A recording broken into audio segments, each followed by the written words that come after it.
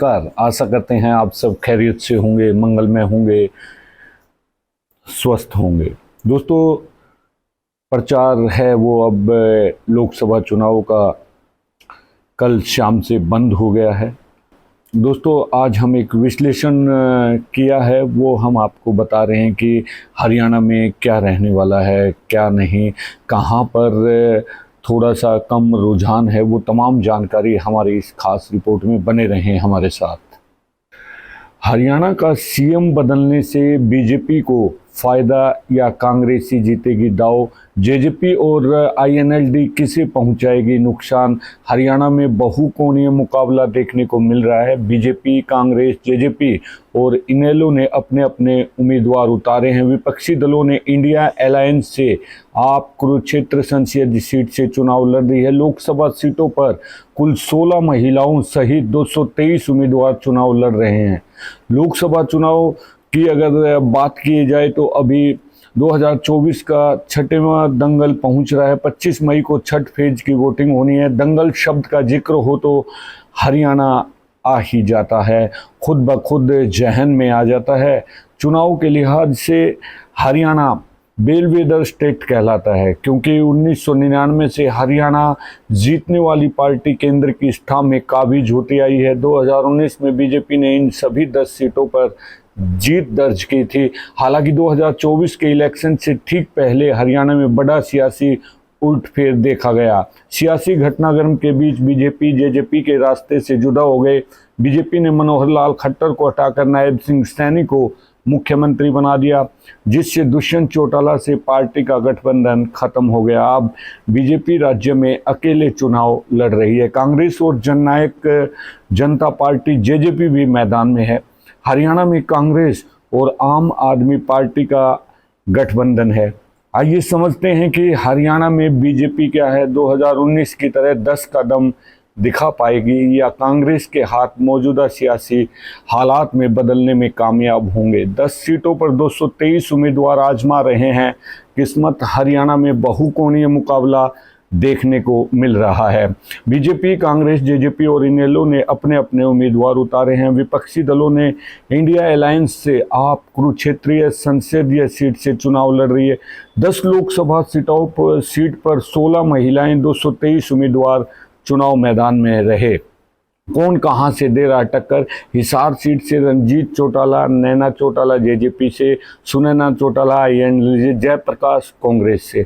Sonipat seat से सतपाल ब्रह्मचारी कांग्रेस से हैं और मोहनलाल बडोली बीजेपी से हैं। सिरसा सीट में कुमारी शैलजा कांग्रेस से और अशोक तंवर बीजेपी से हैं। गुरुग्राम सीट से राव इंद्रजीत बीजेपी और फिल्म अभिनेता राज बब्बर कांग्रेस से हैं। फरीदाबाद में सीट कृष्ण कुमार गुर्जर बीजेपी से, महेंद्र प्रताप सिंह कांग्रेस से हैं। रोहतक सीट से दीपेंद्र सिंह हुड्डा और अरविंद शर्मा बीजेपी से हैं। करनाल में मनोहर लाल खट्टर जो बीजेपी से हैं और दिव्यांशु बुधिराजा कांग्रेस से हैं। कुरुक्षेत्र में नवीन जिंदल बीजेपी से हैं। डॉक्टर सुशीला गुप्ता आप, अभय चौटाला आईएनएलडी से हैं।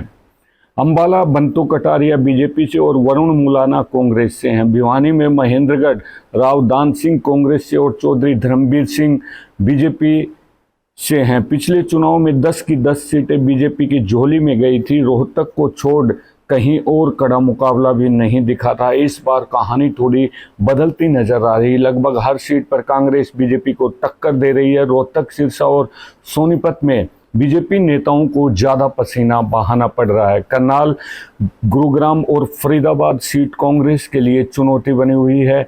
वहीं अंबाला, हिसार, भिवानी, महेंद्रगढ़ और कुरुक्षेत्र में भी कड़ा मुकाबला देखने को मिल रहा है। 2019 में बीजेपी ने दिखाया 10 कदम। 2019 के लोकसभा चुनाव में बीजेपी ने हरियाणा की सभी 10 सीटें जीत ली थी। बीजेपी का वोट शेयर 58% था। कांग्रेस एक भी सीट नहीं मिली, लेकिन वोट शेयर 28% रहा। आईएनएलडी का वोट शेयर 0, जबकि जेजेपी का 5% मिले। 2014 में बीजेपी ने दिखाए दांवपेच। 2014 के लोकसभा चुनाव में हरियाणा में बीजेपी और कांग्रेस के बीच कांटे की टक्कर हुई थी। बीजेपी ने 10 में से 7 सीटें जीती थी। वोट शेयर 35% रहा। कांग्रेस ने 1 सीट जीती और वोट शेयर 23% रहा, जबकि आईएनएलडी को 2 सीटें मिली मिली थी और उसका वोट शेयर 24% था। 2009 में कांग्रेस ने दिखाया था करिश्मा। वहीं 2009 के इलेक्शन में कांग्रेस ने हरियाणा में 9 सीटें जीती थी, वोट शेयर 42% था, जबकि हरियाणा जनहित कांग्रेस बीएल को 1 सीट मिली थी। बीजेपी भी 1 सीट नहीं जीत पाई, लेकिन उनका वोट शेयर 12% था। आईएनएलडी का वोट शेयर 16%। 2019 में किसको किस जाति का मिला वोट? CSDS लोक नीति के आंकड़ों के मुताबिक 2019 के इलेक्शन में गैर जाट अगड़ी जातियों का 74% वोट बीजेपी को हुआ। कांग्रेस वोट 18% वोट मिले। 50% जाट ने बीजेपी और 33% ने कांग्रेस के लिए वोट किया। ओबीसी समुदाय का 73% वोट बीजेपी को गया और 22% ने कांग्रेस को चुना। एससी समुदाय का 58% वोट बीजेपी को और 28 कांग्रेस को मिला। मुस्लिम वोटों की बात करें तो इस समुदाय का 34% वोट बीजेपी और 86% वोट कांग्रेस को मिला था। 2019 में बीजेपी ने ज़्यादातर सीटें भारी अंतर से जीती थी। ऐसे में कांग्रेस को बीजेपी के वोट में काफ़ी सेंध लगानी पड़ेगी। पिछली बार बीजेपी की जीत मार्जिन इतना बड़ा था कि अगर 15% तक भी उनके वोट बैंक में सेंध लगाएं तब भी 5 सीटें ही जीत पाएंगी। मौजूदा सियासी हालात में 3 संभावनाएं बन रही हैं। अगर बीजेपी के 5% वोट कांग्रेस प्लस झटक ले तो इससे केस में बीजेपी को 9 सीटें मिलेंगी। कांग्रेस प्लस के पास 1 सीट चली जाएगी। अगर बीजेपी के 10% वोट कांग्रेस प्लस झटक ले तो इसे बीजेपी को 10 में से 8 सीटें मिलेंगी। कांग्रेस प्लस के पास 2 सीटें हो जाएंगी। अगर बीजेपी के 15% वोट कांग्रेस प्लस इटक ले तो बीजेपी को 5 सीटें ही मिलेंगी। कांग्रेस प्लस को भी 5 सीटें मिलेंगी। जेजेपी और आईएनएलडी किसे पहुंचाएगी नुकसान?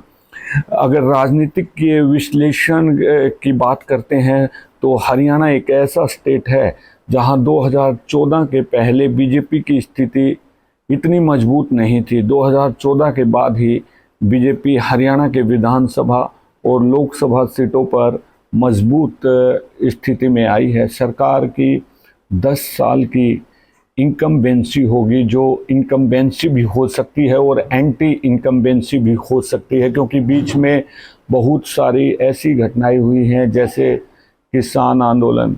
इसका असर चुनाव में दिखेगा। जाहिर तौर पर जेजेपी और आईएनएलडी इसका फ़ायदा उठाने की कोशिश भी करेगी। अब बीजेपी को कितना नुकसान पहुंचाएंगी ये भी देखने वाली बात होगी।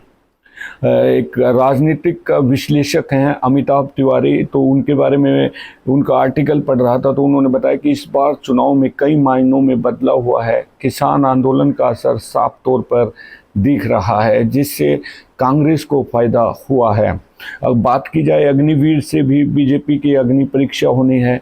कांग्रेस के युवाओं की नाराज़गी को वोटों में बदलना चाह रही है। हालांकि सबसे ज़्यादा असरदार फैक्टर पीएम मोदी का ही चेहरा रहने वाला है। आपको बता दें कि क्या मुख्यमंत्री बदलने से बीजेपी को होगा फ़ायदा? जी हाँ, राजनीतिक विश्लेषक अमिताभ तिवारी जी का जब मैं एक आर्टिकल पढ़ रहा था तो हरियाणा में बीजेपी मजबूत पोजीशन में उन्होंने बताई है, लेकिन बीजेपी ने चुनाव से पहले सीएम बदल दिया।